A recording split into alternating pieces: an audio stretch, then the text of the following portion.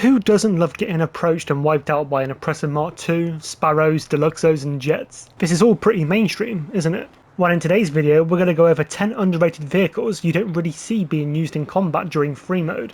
Whether that's because people don't know their full potential, or they just follow the meta. Anyway, yes, let's get into it.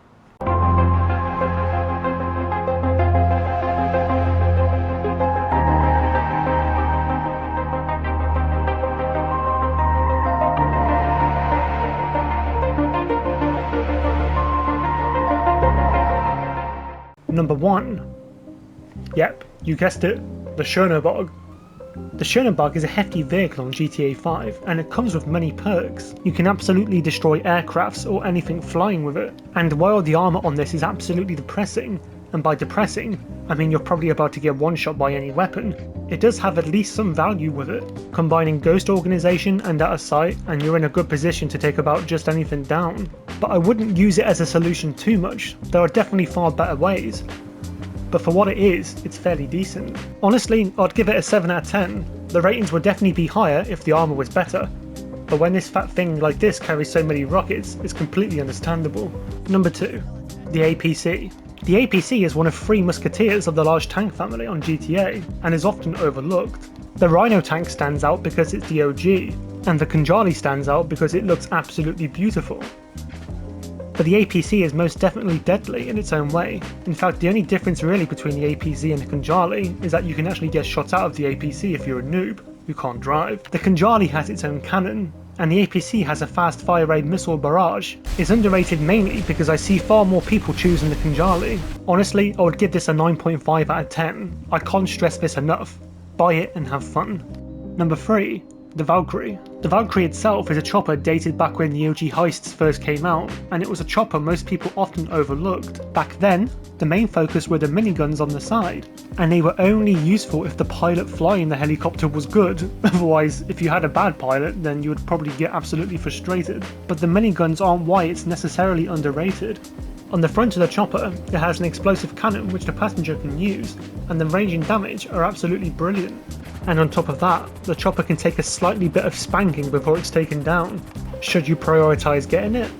I would say not straight away. I would say the FH1 Hunter should be on your list first if you want something a bit like this, but the Valkyrie in itself is still not bad. I would give it a good 7 out of 10. This chopper should definitely not be forgotten. Number 4.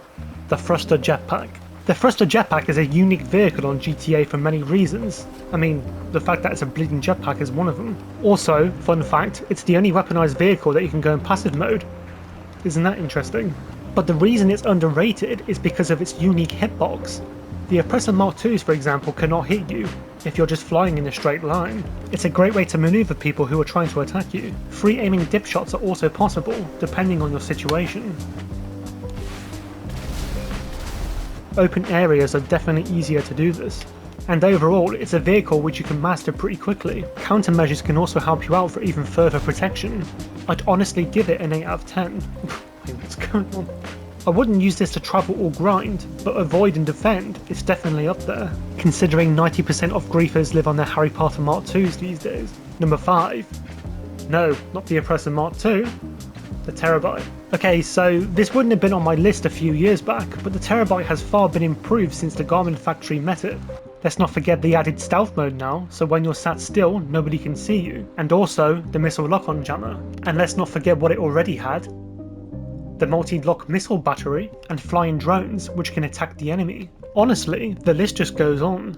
I didn't go into this too much, but you guys definitely would probably get the gist on why it's good anyway, but I would give it an 8.5 out of 10. It's not something that I would choose for combat preferably, but it's still good if you use it in the right way. Number 6. The Starling. The Starling is known for being fast, small, and an absolutely adorable aircraft. It's extremely good for avoiding other aircrafts, homing missiles, and even ground weapons because of the aircraft's size. There are a couple of things I can personally recommend doing with this. For example, I like to get free aim kills on ground targets. Of course, you can do this with any type of aircraft with non-homing missiles, but there's something about the Starling which really makes the cake complete for me. I've experimented with many aircrafts and everybody would definitely have their own preferences, but for me, it's this one. I'd give it a solid 8 out of 10. Number 7. the Savage.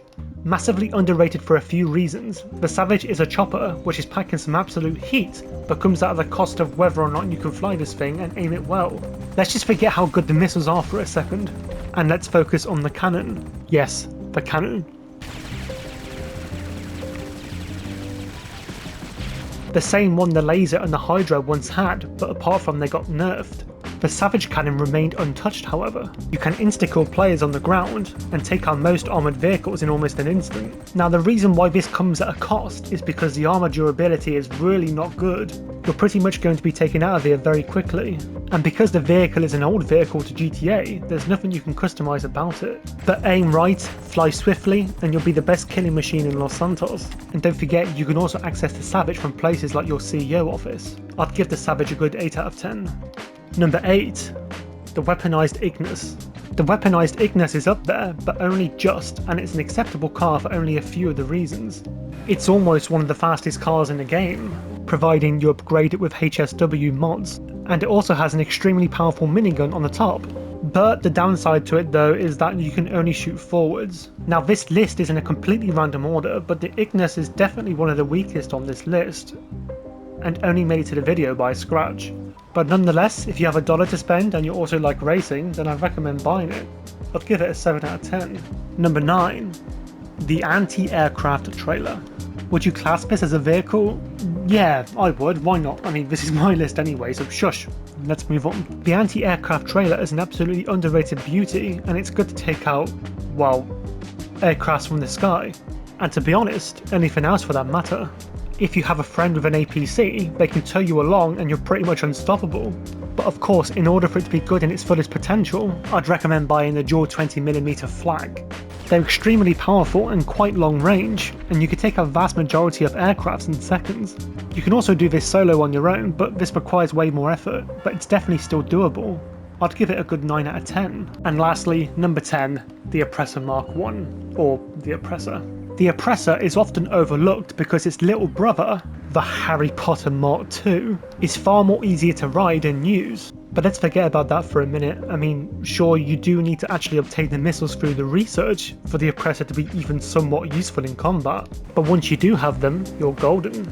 To be honest, I wouldn't compare them too much to each other. Dip shooting is extremely fun with the Mark I, but obviously if you're new to the game, you should probably save up for the Mark II first, so grinding missions becomes a lot easier. But never hesitate to buy the first one after. I'd honestly give it an 8.5 out of 10. And that's it for the list. I hope you liked the video, and if you did, before you click off it, give it a good old thumbs up for me, and maybe a cheeky subscribe if you're feeling extra generous. That would be amazing. We have more videos coming this week, and a special announcement on Thursday for my next livestream challenge, coming this weekend.